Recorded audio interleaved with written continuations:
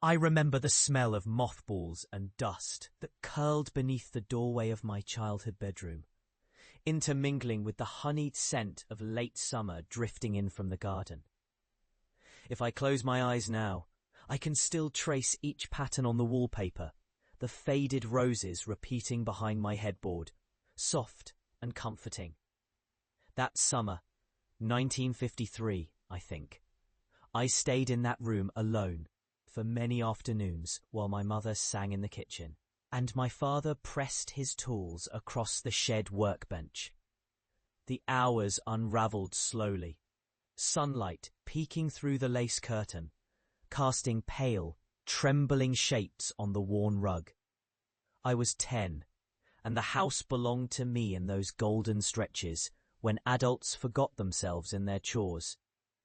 The quiet in those days was deep, wide as the summer horizon. Yet sometimes, as I drifted through the rooms, I'd hear the echo of footfalls, not quite matching my own, or the delicate hush of a voice tucked just beyond the reach of comprehension, a flutter at the edge of silence. I told my mother once, laughing, that the house whispered in the afternoons. She smiled, tired, and pressed a finger to her lips, as though coaxing secrets from ancient walls. "Old houses remember, darling," she replied, her eyes unreadable. "They hold on to things we forget."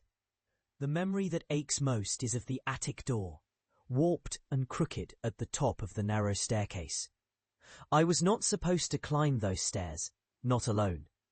The warnings were gentle, almost playful, yet absolute. "For grown-ups only," my father would say, tapping the underside of my chin and winking.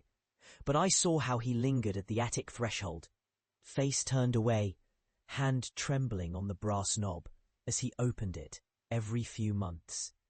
That August, the sun was fierce, and I wandered through the house, searching out new kingdoms in dusty corners. One afternoon, the grown-ups vanished into errands and a neighbour's visit. I found myself at the base of the attic stairs, the hush above thicker than the silence below. The air on the first step cooled suddenly, like water sifting through stone, and some strange longing pulled me upward. Cautious and unthinking, I pressed my palm to the door and felt a breath stir in the shadows. Inside, the attic was all half light and warped beams, trunks stacked like ancient tombs, the air heavy with forgotten belongings. The window at the far end, sharp-edged and dirty, gripped aslant.